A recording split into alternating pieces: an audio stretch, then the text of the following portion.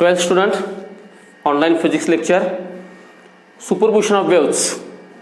एक IMP chapter चालू आहे रिगार्डिंग थिओरिटिकल ॲज वेल ॲज रिगार्डिंग जनरल नॉलेज. देखील हा खूप सुंदर चॅप्टर आहे. याच्यामध्ये आपण 2 टाईप्स ऑफ वेव्सवरती साधारणपणे आपण डिटेलमध्ये स्टडी करायला लागलो आहे. तर सगळ्यात पहिल्यांदा म्हणजे आपण बघितली प्रोग्रेसिव्ह वेव्ह आणि after that we seen the concept of stationary wave. बरं, आता पुन्हा आपण थोडंसं प्रोग्रेसिव्ह कडे या, कारण आज आपण आणखीन एक ह्या चॅप्टरमध्ये वेगवेगळे आपण डिफरंट फिनॉमिनन्स बघालोय. त्याच्यामध्ये आणखीन एक महत्त्वाचा आपण फिनॉमिनन बघणार आहे, जो मी इथं नाव लिहिलं आहे, जे टायटल लिहिलं आहे, that is called as bits. त्याला काय म्हणायचं? बिट्स म्हणायचं आहे. What is called as beats? What is bits? तर मला मते बिट्स हा शब्द बऱ्याच वेळेला आपल्याला थोडासा ऐकून माहिती आहे. बघा, म्युझिकमध्ये झंकार बिट्स, दांड्याच्या वगैरे याच्यामध्ये ते तुम्ही जर कॅसेट किंवा सीडी असेल त्यावरती, किंवा कॅसेट जुन्या होत्या, सीडी होत्या, त्यावरती बिट्स असा शब्द होता बघा. किंवा सगळ्यात महत्त्वाचं म्हणजे हार्ट बिट्स, कशाला ज्याला आपण हृदयाची ठोके असं म्हणतोय मराठीमध्ये, त्याला इंग्लिशमध्ये आपण काय म्हणतो?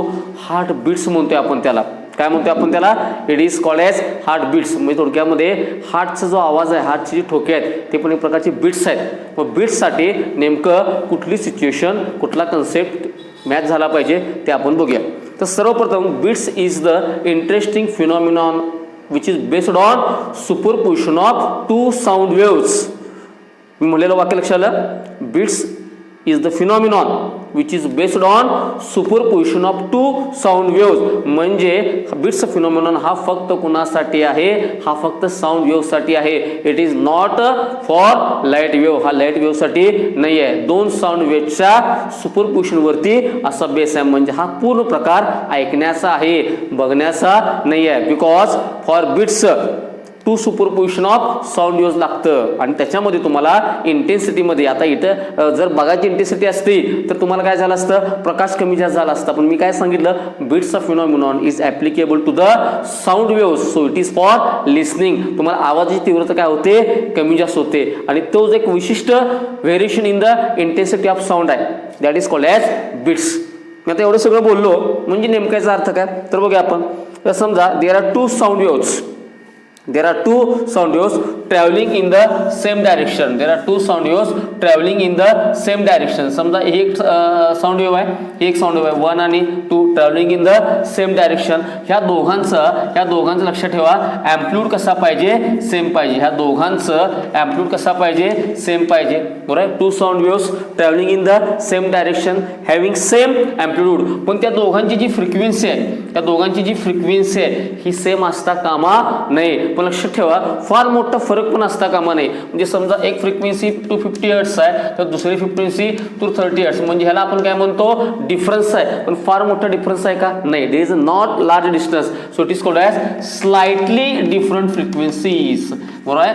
थोडक्यामध्ये फरक आहे, पण तो कसा असला पाहिजे? 250 238 म्हणजे जवळपास सेम आहे. म्हणजे एक्झॅक्टली सेम पण नाहीत आणि व्हेरी लार्ज पण नाहीत. थोडासा किंचित फ्रिक्वेन्सीमध्ये फरक असला पाहिजे. ॲम्प्लिट्यूड मात्र कसा पाहिजे? एक्झॅक्टली सेम, बट फ्रिक्वेन्सी कशी पाहिजे? Slightly different frequencies. अशा 2 sound waves travelling in the same direction, यांचं काय झालं पाहिजे?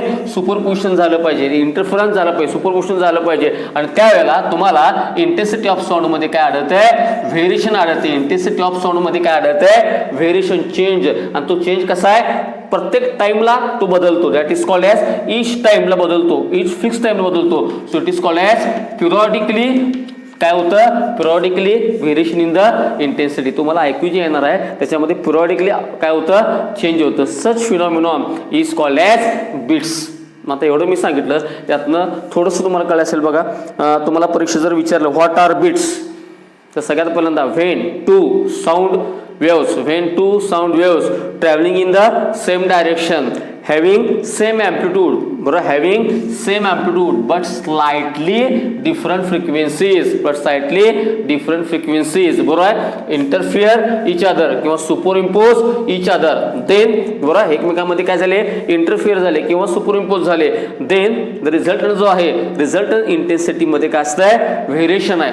बरं, एक ठराविक टाइमलाच होतं. समजा 5 सेकंद 5 सेकंद 5 सेकंद 5 सेकंद किंवा 10 second 10 second. So it is called as same टाइमला repetition, that is called periodic window. So there is a variation in the intensity of sound, variation in the intensity of sound, that is periodically variation in the intensity of sound. म्हणजे थोडक्यात आवाज मोठा होतो कमी होतो, मोठा होतो कमी होतो, बरोबर. म्हणजे इथं मॅक्झिमम साऊंड होणार, पुन्हा मिनिमम होणार, पुन्हा मॅक्झिमम मिनिमम, असं पिरियॉडिकली ठराविक टाइमनच काय होतं इंटेन्सिटी साऊंड, इंटेन्सिटीमध्ये काय होतं व्हेरिएशन. ही सगळी जी प्रक्रिया आहे, this phenomenon is called as beats, this phenomenon is called as beats. यालाच काय म्हणायचं बिट्स म्हणायचं. लक्षात मी काय म्हटलं आणखी समजून सांगतो. I have a tuning fork. आता ट्युनिंग फोर्कची फ्रिक्वेन्सी अननोन 16 मीटर आपण काढू शकतो. समजा माझ्याकडे दोन ट्युनिंग फोर्क आहेत, एकाची फ्रिक्वेन्सी आहे समजा 250 हर्ट्स, एकाची 230 हर्ट्स, बरं. दोघांचा ॲम्प्लिट्यूड कसा आहे सेम आहे वेव्हचा. आता हे दोन्ही मी एकत्र वाजवले, ह्या दोघांना मी एकत्र काय केलं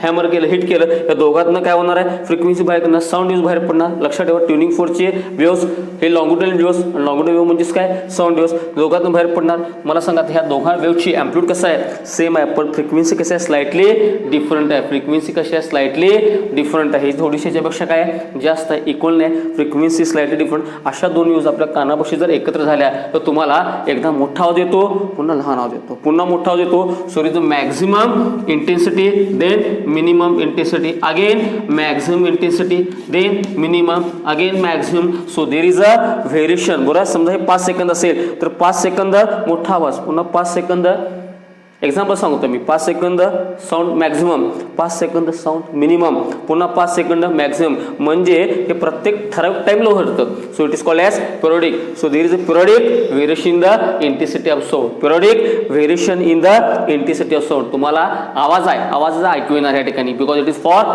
साऊंड. पण तुम्हाला अल्टरनेट मॅक्झिमम आणि मिनिमम ऐकू होतं किंवा राईज आणि फॉलो ऐकू, मोठा आवाज लहान आवाज, मोठा आवाज लहान आवाज, असं तुम्हाला इफेक्ट ऐकू येतो. आणि त्यावेळेला आपण काय म्हणणार, मला काय ऐकू आले, this phenomenon is called as bits. This phenomenon is called as bits. म्हणजे थोडक्यात if two sound waves having, म्हणजे ह्या दोन्ही एकाच दिशेमध्ये चालल्यात, बरोबर, travelling in the same direction, having same amplitude but slightly different frequencies superimpose each other, then there is a periodic variation in the intensity of sound. There is a periodic variation in the intensity of sound.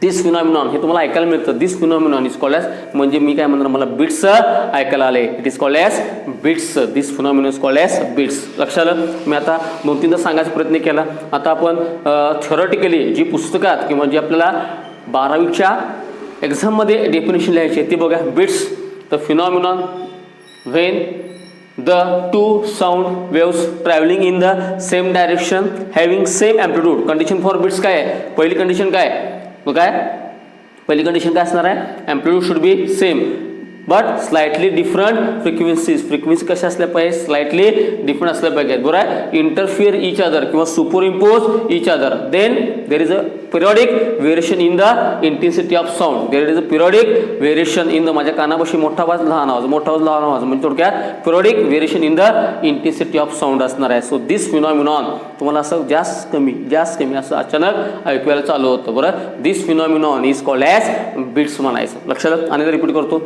Bits when two sound waves traveling in the same direction having same amplitude but slightly different frequencies interfere each other, then there is periodic variation in the intensity of sound. This phenomenon is called as bits. मला लक्षात ठेवा, ज्या वेळेला दोन sound waves equal ॲम्प्लिट्यूडच्या but slightly different फ्रिक्वेन्सीच्या आपण mix करतो त्यावेळेला आपल्याला ऐकायला जे मिळतं, ज्यामध्ये काय होत असतं माहिती आहे, तर बऱ्याच वेळेला तुम्हाला काय ऐकू होतं मॅक्झिमम इंटेन्सिटी ऐकू होते, त्यानंतर काय येते मिनिमम इंटेन्सिटी ऐकू होते, पुन्हा काय ऐकू होतं मॅक्झिमम इंटेन्सिटी ऐकू होते, पुन्हा मिनिमम, बरं. पुन्हा काय होणार आहे मॅक्झिमम इंटेन्सिटी, मोठा आवाज लहान आवाज, पुन्हा मोठा आवाज लहान आवाज, मोठा आवाज लहान आवाज, ह्या प्रकारे ऐकू येत असते. सो मला सांगा हे जी मॅक्झिमम इंटेन्सिटी आहे, मी आता लाल काढले, जी मॅक्झिमम इंटेन्सिटी आहे लक्षात ठेवा, द मॅक्झिमम इंटेन्सिटीला काय म्हणतात वॅक्सिंग म्हणतात. The maximum intensity is called as waxing. आणि ह्या ठिकाणी बघा इंटेन्सिटी काय झाली मिनिमम झालेली आहे, या ठिकाणी इंटेन्सिटी काय मिनिमम. आणि ज्या वेळेला साऊंडची इंटेन्सिटी काय होते मिनिमम होते त्याला काय म्हणतात वॅनिंग म्हणतात, त्याला काय म्हणतात वॅनिंग. लक्षात ठेवा सोपं बघा. मॅक्झिमम इंटेन्सिटी, मॅक्झिमम मध्ये शब्द कुठला एक्स, ह्याच्यामध्ये पण काय x. The maximum of intensity is called as waxing. आणि मिनिमम मध्ये कुठला शब्द आहे एन, वॅनिंग मध्ये पण एन आहे बघा. द मिनिमम ऑफ इंटेन्सिटी, इंटेन्सिटीचं मिनिमम असेल तर काय म्हणायचं वॅनिंग. म्हणजे थोडक्यामध्ये जसं स्टेशनरी मध्ये काय असतं तो अल्टरनेट नोट्स आणि अँटी नोट्स असतात, बरोबर आहे. तसंच बीट्समध्ये काय असतात अल्टरनेट वॅक्सिंग वॅनिंग वॅक्सिंग वॅनिंग याच्यामध्ये काय असतं अल्टरनेट वॅक्सिंग आणि वॅनिंग हे दोन फिनॉमिनॉन एकमेकांमध्ये मिक्स करायचे नाहीत. स्टेशनरी म्हटलं तर नोट्स आणि अँटीनोट्स आणि बीट्स म्हटलं तर वॅक्सिंग आणि वॅनिंग. लक्षात आलं मी काय सांगितलं ते. व तुम्हाला परीक्षेचा प्रश्न विचारला व्हॉट डिफाईन वॅक्सिंग तर मी सांगणार in the phenomenon of beats the maximum of intensity जो मोठा जो येणार आहे the maximum of intensity is called as waxing. What is waning in the phenomenon of bits the minimum of intensity is called as waning. The minimum of intensity is called as waning. लक्षात आलं. आता लक्षात घ्या आपल्याला आणखी विचारतात की period of bits define period of bits. आता आपल्याला पिरियड म्हणले की एक सवय लागली बघा 11वीपासून द टाइम टेकन बाय. इथं तो डेफिनेशन आपल्याला अप्लाय होणार नाही. लक्षात आलं. बिट्स म्हणले की डोक्यात काय आलं पाहिजे वॅक्सिंग आणि वॅनिंग. जसं स्टेशनरी म्हणले की काय आलं पाहिजे नोट्स आणि अँटीनोट्स डोक्यात फिक्स बसवा. तसं बिट्स म्हटलं तर वॅक्सिंग आणि वॅनिंग. पिरियड ऑफ बिट्स लक्षात घ्या.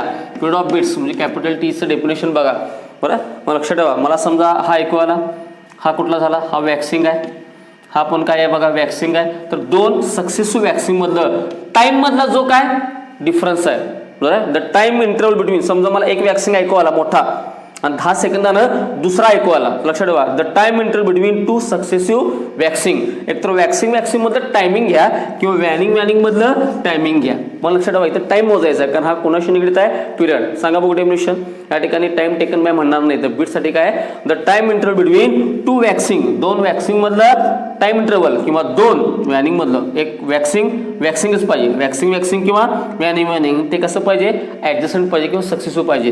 The time interval between two successive waxing or waning. एक तर वॅक्सिंग किंवा वॅनिंग यांच्यातलं जे काय टायमिंग असेल त्या टायमिंगला काय म्हणायचं आहे that is called period of beats. आणि तुम्हाला माहिती आहे की पिरियडचं जर तुम्ही काय केलं रेसिप्रोकल घेतलं तर काय असतंय फ्रिक्वेन्सी. तर याच्यावर आणखीन डेफिनेशन बघा फ्रिक्वेन्सी ऑफ बिट्स. याच्यावर आणखीन डेफिनेशन ठरवेल फ्रिक्वेन्सी ऑफ बिट्स. तर सिंपल आहे.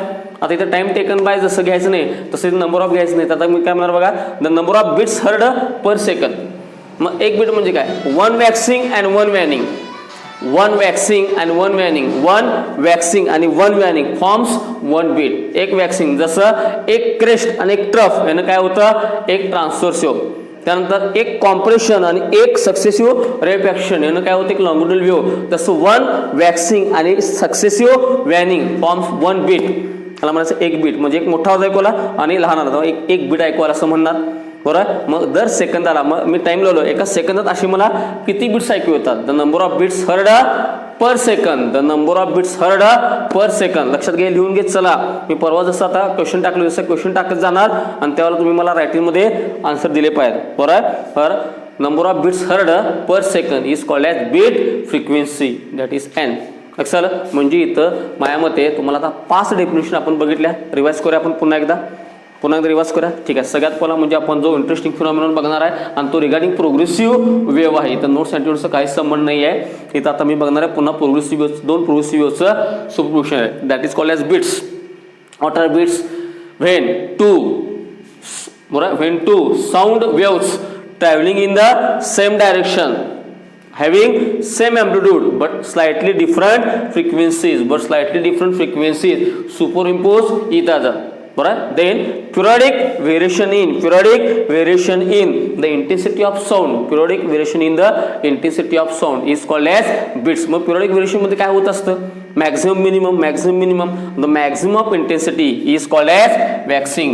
intensity जी maximum आहे त्याला काय म्हणायचं waning and the minimum of intensity is called as waning. लक्षात आलं. maximum intensity ला काय म्हणायचं maximum intensity ला काय म्हणायचं waxing आणि minimum of intensity आवाजाची तीव्रता कमी होते त्याला म्हणायचं waning.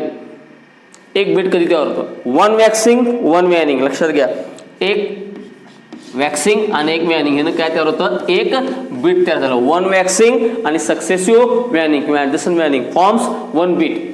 Define period of beats सांगा बघू. डिफाईन पिरियड ऑफ बीट्स मगाशी मी सांगितलं the time interval between two successive waxing. The time interval between two successive waxing or waning तर टायमिंग घ्या सक्सेसिव्हचं किंवा वॅक्सिंग तर घ्या. The time interval between two successive waxings or waning जे काय असेल ते 5 second 10 second that is called as period of beats. आणि सगळ्यात म्हणजे फ्रिक्वेन्सी ऑफ बीट्स.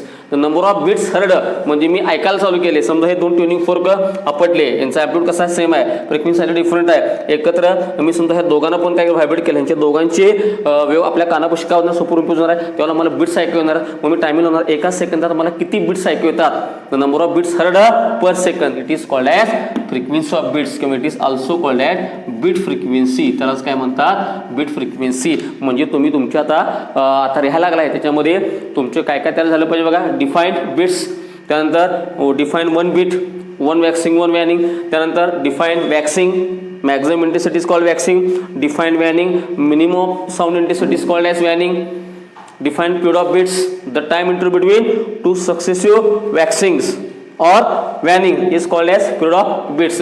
त्यानंतर defined frequency of beats, the number of beats heard per second, the number of beats heard per second is called as beat frequency. त्यालाच काय म्हणायचं, bit frequency. लक्षात आलं. आणि बीट्सचा फिनॉमिनॉन हा कोणाशी निगडीत आहे, this is regarding to the sound and it is based on superposition of two sound waves. मग मला सांगा, what is condition for sound waves, कुठल्याही दोन साऊंडची वेव्स मिक्स केल्या, सुपरइम्पोज केल्या की बीट्स ऐकू येतं का, नाही. नेक्स्ट होतं वेव्स कशा पाहिजेत, having same amplitude but slightly different frequencies, same amplitude but slightly different frequencies. लक्षात, फ्रिक्वेन्सी मध्ये फार मोठा फरक असता कामा नये, म्हणून मी ते नंबर मध्ये दाखवलंय. समजा एक 250 असेल, दुसरं 238, आता 50 आणि 38 एकमेकांच्या जवळपासच आहेत, असं नाही आहे 250 आणि इथं नुसतंच 50 असं नाही आहे, असेल ना, तर फार मोठा फरक चालणार नाही आणि एक्झॅक्टली इक्वल पण चालणार नाही. अशा जर कंडिशन असेल आणि अशा दोन साऊंड यूज काय झाल्या, सुपरइम्पोज झाल्या, तर त्यावेळेला तुम्हाला काय ऐकू होतं, alternate rise and fall. alternate rise and fall. Maximum intensity is called waxing, minimum intensity is called waning. लक्षात आलं. मग आता लक्षात ठेवा, बीट्सचे ॲप्लिकेशन उपयोग कुठले कुठले, मगाशी मी सांगितलं तुम्हाला हार्ट बीट्स.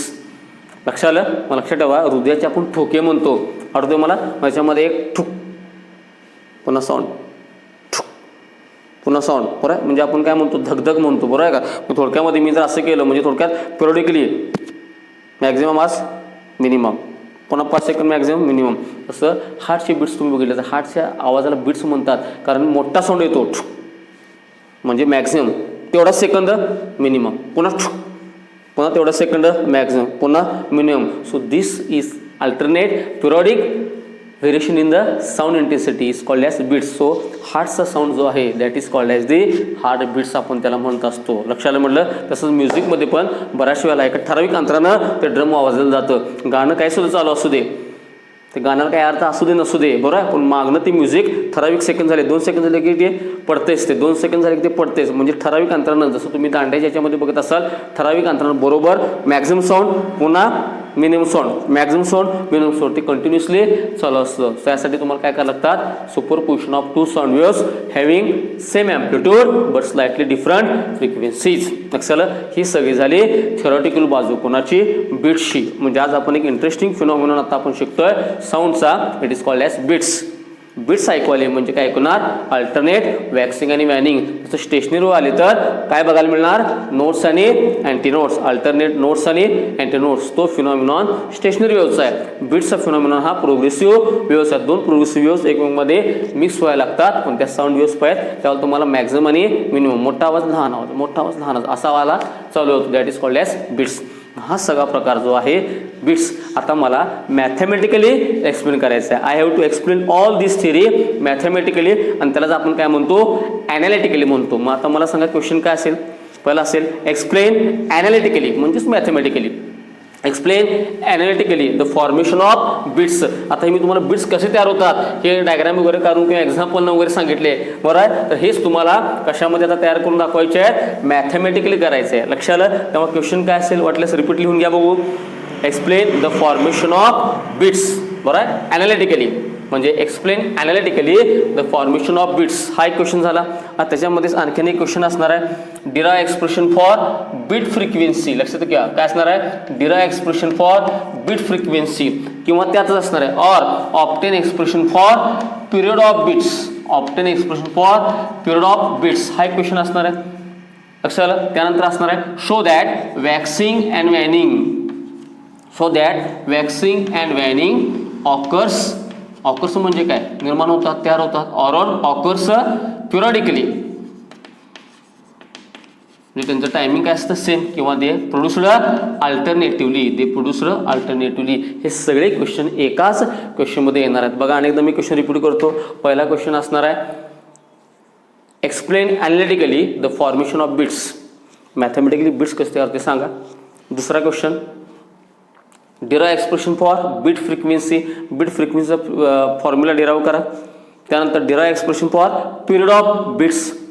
त्यानंतर काय असणार आहे शो दॅट म्हणजे वॅक्सिंग, कंडिशन फॉर वॅक्सिंग किंवा कंडिशन फॉर वॅनिंग, किंवा show that waxing and waning occurs periodically किंवा अल्टरनेटिव्हली. वॅक्सिंग आणि वॅनिंग अल्टरनेटिव्हली त्या होतात किंवा त्यांचं टायमिंग काय आहे सेम आहे. Show that they are periodically occur किंवा दे आर अल्टरनेटिव्हली ऑकर्स. हे आपल्याला काय करायचं आहे शो करायचं आहे. आणखीन एक शो करायचं आहे. बघा ज्यावेळेला आपण बीट फ्रिक्वेन्सी काढणार आहे, समजा एक वेव्ह आली त्याची फ्रिक्वेन्सी N1 आहे, दुसरी वेव्ह आहे समजा N2 आहे. मग अशी कसं 250 238. तर लक्षात ठेवा बीटची फ्रिक्वेन्सी म्हणजे पुढचं येणार आन्सर आत्ता सांगतो. बीटची फ्रिक्वेन्सी ह्या जे दोन वेव्ज मिक्स होणार आहेत त्यांच्या फ्रिक्वेन्सीचा काय असतंय डिफरन्स असते. हे देखील शो करा म्हणतात. काय म्हणतात बघा show that beat frequency is difference between the two frequencies of interfering waves. हे देखील आपल्याला शो करा सांगते. म्हणजे पुढचं येणारं उत्तर मी तुम्हाला आत्ताच सांगितलं की आपल्याला शो करायचं आहे. काय असणार बघा show that beat frequency is difference between the two frequencies of interfering waves. हे देखील आपण दाखवू शकतो. लक्षात आलं. आणि हा सगळा प्रकार कसा आहे ॲनालिटिकल आहे. म्हणजेच काय मॅथमॅटिकली. तर आता सगळ्यांनी पेन वगैरे हातात ठेवा, माझ्यावर लिहित चला. मग आता दोन साऊंड वेव्ज आहेत बरोबर. हे दोन्ही पुढे पुढेच चाललेत म्हणजे प्रोग्रेसिव्ह आहेत. मग आता प्रोग्रेसिव्ह असेल तर तुम्हाला माहिती आहे प्रोग्रेसिव्ह वेव्हचं इक्वेशन काय असतं y is equal to a sine 2π. आठवते का तुम्हाला t/t minus x by lambda. आता 1/t म्हणजेच कोण असणार आहे फ्रिक्वेन्सी. 1/t म्हणजे कोण असणार फ्रिक्वेन्सी. म्हणजे या फॉर्म्युला मी असं लिहू शकतो y is equal to a sine 2π 1/t म्हणजेच nt minus x by lambda. मग मला सांगा ही जर वेव्ह असेल दोन वेव्ह घेतले असेल तर लक्षात ठेवा त्यांचा ॲम्प्लिट्यूड कसा पाहिजे सेम. डिस्प्लेसमेंट वेगळा असणार. फ्रिक्वेन्सी कसं आहे स्लाइटली डिफरंट. फ्रिक्वेन्सी बदलली की काय बदलते फ्रिक्वेन्सी बदलली काय बदलते वेव्हलेंथ बदलते. आणि दुसरी वेव्ह काय असणार आहे लक्षात घ्या दोघांचा ॲम्प्लिट्यूड कसा पाहिजे सेम. साइन 2π त्याची फ्रिक्वेन्सी काय असणार स्लाइटली डिफरंट. हा N1 असेल N2 T. आता ही एक्स पॉझिटिव्हला असेल तर ही पण काय पाहिजे एक्स पॉझिटिव्हला. दोन्ही एका दिशेत गेले पाहिजे त्यामुळे दोघांच्या मध्ये चिन्ह कुठे येणार मायनस एक्स अपॉन. आता एक्स काय असणार सेम. लिस्नर जो आहे ऐकणार आहे तो एका जागी थांबलेला आहे दोघा वेळेसाठी त्यामुळे एक्स काय सेम.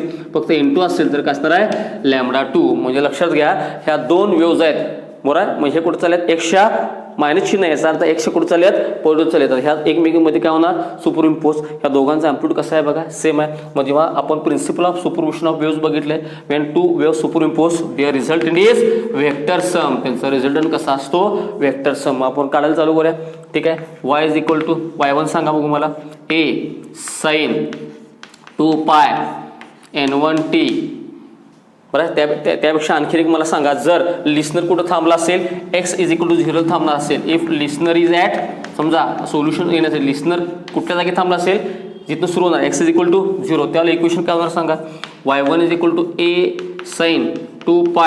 x 0 असेल तर 0 आपण एनिथिंग 0 त्यामुळे ही टर्म गेली त्यामुळे उरलं काय N1t उरलं. बघा काय उरलं 2π N1t बरोबर. तसं y2 इज इक्वल टू काय a ॲम्प्लिट्यूड सेम साइन. आता x जर 0 असेल तर हे पण काय झालं 0 त्यामुळे ही क्वेश्चन काय होणार सांगा 2π N2t होणार 2π N2t. आणि ह्या दोन वेव्ज एकमेकात काय होणार आहेत superimpose. That's why we get the vector sum. आता ह्यांची आपण काय करूया वेक्टर सम. हे झालं बेसिक इक्वेशन. जर लिस्नर कुठं थांबला असेल स्टार्टिंगला थांबला असेल म्हणजे x इक्वल टू 0ला दोन्हीकडे x इक्वल टू 0 जर पुट केलं तर हे दोन काय झाले 0 म्हणजे इथं उरलं 2π N1t इथं उरलं 2π N2t. ह्या दोन वेळेस एकमेकात करणार मिक्स होणार आहेत म्हणजे मला रिझल्टंट काय मिळणार y is equal to y1 plus y2. जसं नोट्स आणि अँटोनोट्स केलं तर तसं आता सोडवायला चालू करूया बघा. So y is equal to y1 सांगा a sine 2π N1t plus a sine 2π N2t. मला सांगितलं कॉमन काय निघतंय a because amplitude is constant or same. So a आतमध्ये काय असणार सांगा साइन 2π N1t प्लस a बाहेर आलेला आहे साइन 2π N2t. मला सांगा हा झाला साइन c आणि हा झाला साइन डी. म्हणजे थोडक्यामध्ये मी तो कुठला फॉर्म्युला वापरणार हो, साइन सी प्लस साइन डीचा जर फॉर्म्युला वापरला तर मॅथ्सवाले सांगू शकतात बघा 2 साइन काय होतं C plus D divided by 2 into cos त्यांचंच काय करायचं subtraction C minus divide by 2. लक्षात ठेवा हा फॉर्मॅट काय झाला, हा झाला साइन सी झाला समजा, हा झाला sine D. So it is just like a sine C plus sine D, sine C plus sine D. मग साइन सी प्लस साइन डीचा स्टँडर्ड फॉर्म्युला काय असतो 2 साइन पहिल्यांदा घ्यायचं साइन इंटू आहे C plus D divide by 2 आणि पुढे cos C minus D divide by 2 असणार आहे. लक्षात मी काय म्हटलं ते. मग आता इथं जर यूज करायला चालू केलं तर मला सांगा काय होणार आहे, y इज इक्वल टू के तसाच आतमध्ये 2 साइन. आता आपण दोघांची जर ॲडिशन केली, अशा दोघांची ॲडिशन केली तर लक्षात ठेवा आपल्याला कळतंय या दोघांच्या मध्ये दोन गोष्टी कॉमन निघतात बघा, एक 2 पाय आणि टी कॉमन निघते बघा. काय कॉमन निघतंय 2 पाय आणि टी. 2 पाय पुढं कॉमन काढलं टी मागं, मग वेगळं काय आहे n1 प्लस n2. फक्त त्याच्यामध्ये n1 n2 वेगळ्यात, C plus D divided by असणार आहे 2 असणार आहे. मी काय केलं लक्षात, हा सी प्लस डी यांच्या दोघांची बेरीज केली तर कॉमन काय निघालं 2 पाय आणि टी कॉमन निघालं. आतमध्ये फक्त n1 plus n2 divide by T into काय असते कॉस. आता कॉस शिवायला काय असते फक्त सबट्रॅक्शन. पुन्हा सबट्रॅक्शन करताना काय असणार आहे 2 पाय आतमध्ये काय असणार आहे बरं आहे 2 पाय टी पुन्हा कॉमन निघणार, आतमध्ये काय n1 minus n2 divide by T. लक्षात घ्या इथं फक्त काय होणार C plus D divide by 2 तर सी मायनस डिवाइड बाय 2. मग यातली ही जी टर्म आहे ही एकत्र झाली. मग आता हे सगळं मल्टिप्लिकेशन आहे, हे ए इथं 2ला मल्टिप्लाय करतो, 3 टर्म तयार झाल्या बघा. हे याला मल्टिप्लाय करतो 2a पुढं साइन 2 पाय n1 plus n2 divide by 2 into T. कुठली टर्म विसरायची नाही इंटू कॉस्ट बाबतीत काय 2 पाय n1 minus n2 divide by 2 into T. इथं 3 टर्म तयार झाल्या. ही पहिली टर्म आणि तिसरी टर्म म्हणजे 2a टर्म आणि कॉस्ट टर्म आपण काय करूया एकत्र घेऊया, टेकन टुगेदर. मग काय होते बघा बट बघा पहिली टर्म कोण 2a आणि तिसरी टर्म एकत्र घेऊया कॉस 2 पाय कॉस्टमध्ये आत मायनस आहे n1 मायनस n2 अपॉन 2 आणि बाहेर टी विसरायची. मिक्स झाल्यावर जी रिझल्ट वेव आहे त्याचा काय असतो amplitude. First term and cost term यांच्या दोघांचं जर सुपरपोजिशन झालं तर रिझल्टंट वेव म्हणजे ह्या दोघांचं काय असतं combination. So it is the resultant amplitude. हा काय आहे रिझल्टंट ॲम्प्लिट्यूड आहे ह्याच्यामध्ये. त्यामुळं मी त्याला रिझल्टंट ॲम्प्लिट्यूड घेऊ शकतो. त्यानंतर मला सांगा दोन गोष्टीचं बेरीज करून जर मी काय काढला डिवाइड बाय 2 केलं तर मला काय मिळतो ॲव्हरेज. ह्याला आपण काय म्हणू एन ॲव्हरेजचं काय तर उत्तर येईल. म्हणजे याच्यामध्ये दोन गोष्टीचं बेरीज डिवाइड बाय 2 याचा काय मिळतो ॲव्हरेज मिळतो, मीन मिळतो. काहीतरी उत्तरेत असेल तर उत्तराला आपण एन म्हणूया. मग आता लक्षात घ्या फर्स्ट आणि थर्ड टर्म एकत्र करा काय तयार झालं ए तयार झालं. बरं फर्स्ट आणि थर्ड टर्म एकत्र करा काय तयार झालं ए तयार झालं. राहिलं कोण साइन 2 पाय. ठीक आहे आतमध्ये कोण आहे n1 plus n2 divide by T म्हणजे मीन झाला ॲव्हरेज झाला. त्या ॲव्हरेजला आपण काय म्हटलंय त्या ॲव्हरेजला आपण काय म्हटलंय एन म्हटले आणि बाहेर कोण आहे टी आहे. म्हणजे थोडक्यात मला सांगा ही देखील रिझल्टंट वेव तयार झाली y1 आणि y2 पासून काय रिझल्टंट वेव तयार झाली आणि त्याचा देखील फॉर्मॅट प्रोग्रेसिव्हला मॅचिंग आहे बघा. हे प्रोग्रेसिव्हला लक्षात आलं ह्याचा असा मॅचिंग. ही वेव प्रोग्रेसिव्ह होती ही वेव प्रोग्रेसिव्ह होती. ह्या दोन वेव काय झाल्या मिक्स झाल्या y1 y2 आणि त्यापासून ती वेव आहे पण त्याचा फॉर्मॅट आणि हा फॉर्मॅट सेम आहे. म्हणजे ही जर प्रोग्रेसिव्ह असेल तर रिझल्टंट वेव देखील काय आहे प्रोग्रेसिव्ह आहे. रिझल्टंट वेव देखील काय आहे प्रोग्रेसिव्ह आहे की ज्याचा रिझल्टंट ॲम्प्लिट्यूड काय आहे कॅपिटल ए आहे. रिझल्टंट ॲम्प्लिट्यूड काय आहे कॅपिटल ए. सगळ्यांना लक्ष येतं. त्यामुळे थोडंसं मॅथमॅटिकल आहे त्याच्यावरती लक्ष द्यायचं. थोडंसं मॅथमॅटिकल आहे त्याच्यावरती काय करायचं लक्ष द्यायचं. ठीक आहे पुन्हा एकदा मी रिपीट करू. ठीक आहे हा क्वेश्चन कसा असेल explain analytically the formation of beats. त्यानंतर show that beat frequencies difference between 2 frequencies. त्यानंतर there are expression for period of beats. आणि आणखीन एक क्वेश्चन असू शकतो हे सगळे एकाच आहेत. Show that waxing and waning occurs alternately किंवा वॅक्सिंग आणि वॅनिंग्स ऑकर्स पिरियडिकली. हे सगळं मला एकाच शो करता येतं. हे सगळं कसं आहे एक्सप्लेन ॲनालिटिकली. लक्षात ठीक आहे. मला सांगा बेसिक प्रोग्रेसिव्हचं इक्वेशन काय असतं ए sine 2 pi T by T minus X by lambda 1 by T बद्दल एन. लक्षात जर मला सांगा ही पहिली वेव असेल तर y1 होणार ॲम्प्लिट्यूड A1 होणार नाही, कारण ॲम्प्लिट्यूड कसा पाहिजे, सेम पाहिजे, त्यामुळे हा Aच राहणार. फ्रिक्वेन्सी स्लाइटली डिफरंट, एन बदलणार आणि फ्रिक्वेन्सी बदलली की वेव्हलेंथ काय होतं आहे, बदलते. हे झालं Y1चं इक्वेशन, हे झालं Y2चं. आपण लक्ष द्यायचं, ॲम्प्लिट्यूड सेम पाहिजे, फ्रिक्वेन्सी डिफरंट पाहिजे. या दोन योग काय झाल्या, सुपर इम्पोज झाल्या, कारण दोघं कुठं चालेत, मायनसला म्हणजे 100 पडत चालेत, सुपर इम्पोज झाले. मग त्यावर सुपर पोजिशनच्या वेळेला आपला रिझल्टंट काय असतं, vector sum. So Y is equal to काय असणार आहे, रिझल्ट Y1 प्लस Y2. आता जर फॉर सिम्प्लिफिकेशन लिस्नर जो आहे, कारण हे ऐकायचं काम आहे, साऊंडचं काम आहे, कुठं उभारला असेल x इज इक्वल टू 0ला, तर हे दोन काय झाले 0, म्हणजे आणखी सोपं झालं. Y1 इक्वल टू काय सापडलं, a sin 2π n1t. Y2 is equal to काय सापडलं, a sin 2π n2t. आणि ह्या दोघांचं काय झालं, solution. y is equal to Y1 plus Y2. मी सोडवायला चालू केलं बरं. y is equal to Y1 मांडला प्लस Y2 मांडला, दोघांतनं कॉमन कोण निघालं, a. स्क्वेअर ब्रॅकेट बघा कुठं आहे, मग आतमध्ये sine c plus sine D, just like a sine C plus sine D. मग साइन सी प्लस साइन डीचा फॉर्म्युला काय सांगा, हे आपल्या बेसिक 11वीपासून 10वीपासून आहे. 2 sine C plus D divide by 2. लक्षात घ्या, 2 इंटू आहे साइन आणि C plus D divide by 2 साइनच्या आतमध्ये into cos C minus D divide by 2. म्हणजे थोडक्यात साइनच्या केसमध्ये ॲडिशन डिवाइड बाय 2 आहे, कॉसच्या केसमध्ये सबट्रॅक्शन डिवाइड बाय 2 आहे. आता हाच फॉर्म्युला आपण इथं अप्लाय करूया. So y is equal to a, तसाच बरं. आता साइन सी प्लस साइन डीला फॉर्म्युला सुरू झाला 2 साइन. आता ह्या दोघांची जर ॲडिशन केली, हा जर सी पकडला आणि हा जर डी पकडला, तर ह्याच्यामध्ये कॉमन काय निघतंय, 2πt कॉमन निघते. आतमध्ये फक्त काय असणार आहे, n1 प्लस n2 आणि फॉर्म्युला डिवाइड बाय काय 2 आहे, इंटू कॉस. कॉसच्या वेळेला काय वजाबाकी, आता वजाबाकीच्या वेळेला पुन्हा कॉमन काय निघणार, सबट्रॅक्शनच्या वेळेला 2π आणि t, आतमध्ये सबट्रॅक्शन n1 मायनस n2, फॉर्म्युल्यात काय 2 आहे. त्यामुळे हा झाला sine C plus D divide by 2चा formula into cos C minus D by 2चा फॉर्म्युला. कुठलंही विसरायचं नाही. मग आता हे तिन्ही मल्टिप्लिकेशन आहे, ए नात मल्टिप्लाय करतो 2ला, त्यामुळे 3 फॅक्टर तयार झाले.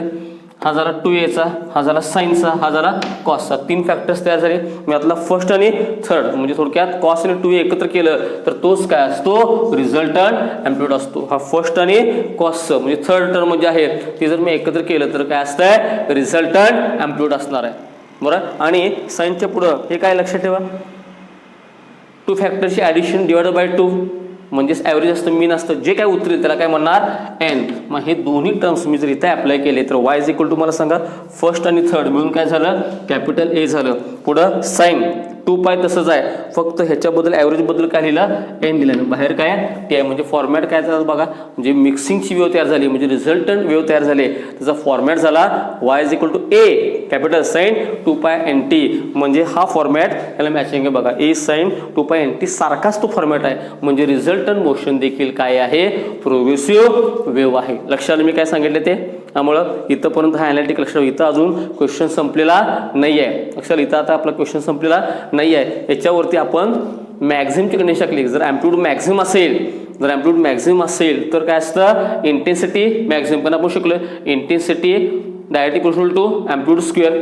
म्हणजे जिथं ॲम्प्लिट्यूड मॅक्झिम आहे त्या ठिकाणी इंटेन्सिटी मॅक्झिम, आणि जिथे इंटेन्सिटी मॅक्झिम आहे तिथं काय असणार आहे, वॅक्सिंग आहे. म्हणजे ए वरती थोडक्यात आपण जर मॅक्झिमची कंडिशन टाकली तर वॅक्सिंग मिळत जाणार, आणि ए वरती मिनिममची कंडिशन टाकली तर वॅनिंग मिळत जाणार. म्हणजे स्टेशनरी वेव्ह सारखंच आहे, फक्त दोघांचा फरक लक्षात घ्यायचा. त्या ठिकाणी डिस्टन्स होतं आणि त्यामध्ये थोडक्यामध्ये डिस्प्लेसमेंट मिनिमम असेल तर नोड आणि डिस्प्लेसमेंट मॅक्झिमम असेल तर अँटी नोड. पण हा साऊंड्स आहे आणि त्याच्यामध्ये बिट्स आहे, याच्यामध्ये वॅक्सिंग आणि वॅनिंग. लक्ष आलं. मग थोडक्यामध्ये हा इथंपर्यंत लक्ष आलं. अजून आपलं डेरिव्हेशन संपलेलं नाही आहे. आपण पुढच्या केसमध्ये ॲम्प्लिट्यूडवरती मॅक्झिमची कंडिशन टाकणार आहे, म्हणजेच आपल्याला काय मिळेल, वॅक्सिंग मिळत जाईल, टायमिंग मिळणार आहे, आणि मिनिममची कंडिशन टाकली तर वॅनिंग. मग आपण बघायचं आहे की दोघांच्या मध्ये बरं टायमिंग सेम असते का, ते ऑकर्स पिरियडिकली. पण इथं निम्म्यापर्यंत लक्ष आलं, इथंपर्यंत तुमच्या वहीमध्ये रायटिंगमध्ये आलेलं असलं पाहिजे. लक्ष आलं. मी थोडक्यामध्ये हे मेन इक्वेशन आहे, ह्याच्यावर हे टाकलं. जर x 0 टाकला, इफ लिस्नर 0, तर तुमचं हे तयार होईल. ह्याच्यावर y is equal y1 plus y2 मार्जिनच्या कडेपासून लिहायचं, तिथंपर्यंत पोहोचायचं. अजून आपला क्वेश्चन पूर्ण झालेला नाही, पण एकाच वेळेला सगळं नको, नाही तर दोन्हीमध्ये मिक्स व्हायला लागेल. त्यामुळे इथं थांबवायचं, उद्याच्या लेक्चरला तिथून पुढे जायचं. लक्षात मी काय म्हटलं ते, लेक्चर्स अटेंड करा स्वतःचे, त्याच्यामध्ये रफ नोट्स ते करा. Okay, thank you.